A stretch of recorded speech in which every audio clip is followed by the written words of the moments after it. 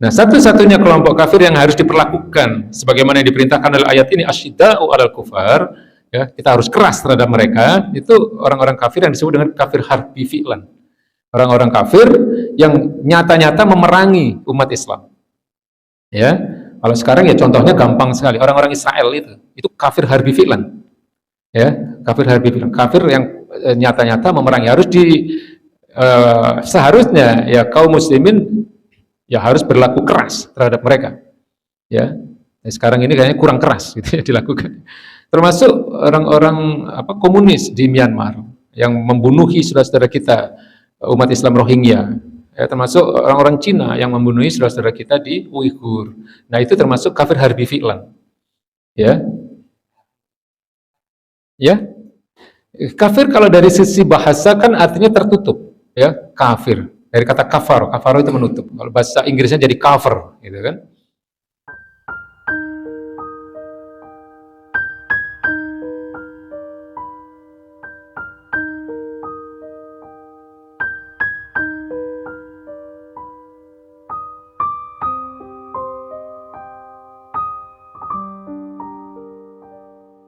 Nah, kalau kepada orangnya kan kemarin udah pernah saya jelaskan bahwa orang-orang kafir itu dalam pengelompokannya itu ada 4 kan. Yang pertama kafir zimmi atau ahlu zimah. Ini orang kafir yang taat, yang mengikuti taat kepada syariat Islam dalam sebuah negara Islam.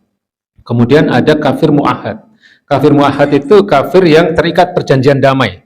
Ya, dia tidak hidup di wilayah negara Islam, tapi dia hidup di luar wilayah negara Islam. Ya, ini pernah terjadi ketika Mesir belum didakwahi, artinya belum masuk Islam ya, Mesir.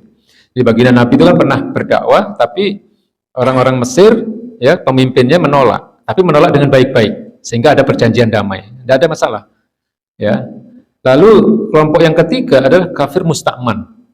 Ya, kafir musta'man itu kafir yang meminta perlindungan kepada sebuah negara Islam. Jadi kalau bahasa kita minta suaka.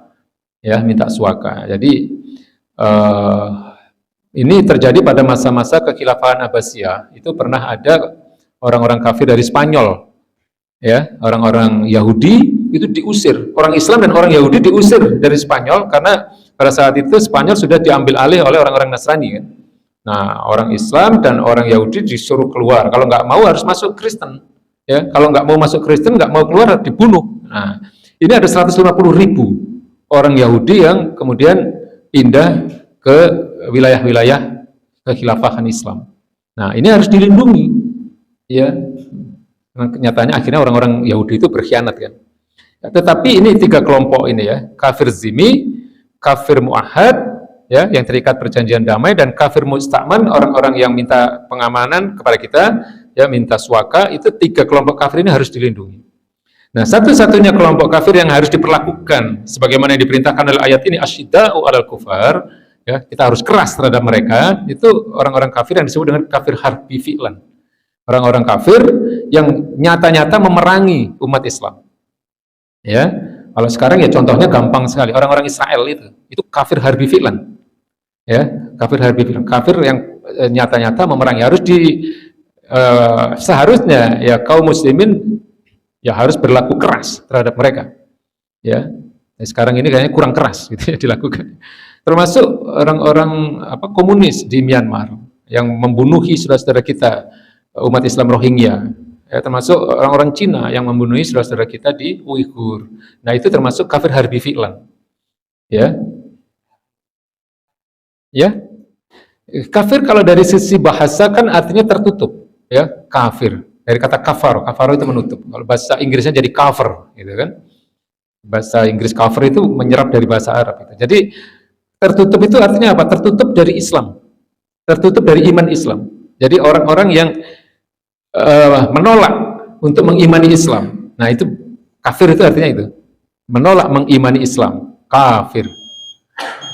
Ya. Nah, tapi kalau tentang ideologinya, saya tadi kan saya tanya apakah ideologinya kalau ideologinya ya total harus ditolak. Minimal dari sisi keimanan kita ya.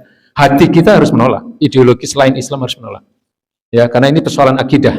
Ya, perkara bahwa ideologi itu yang hari ini mengatur kita itu persoalan lain. Ya, tetapi hati kita harus menolak. Ya, harus ada dalam keyakinan kita hanya Islam yang benar. Itu wajib hukumnya.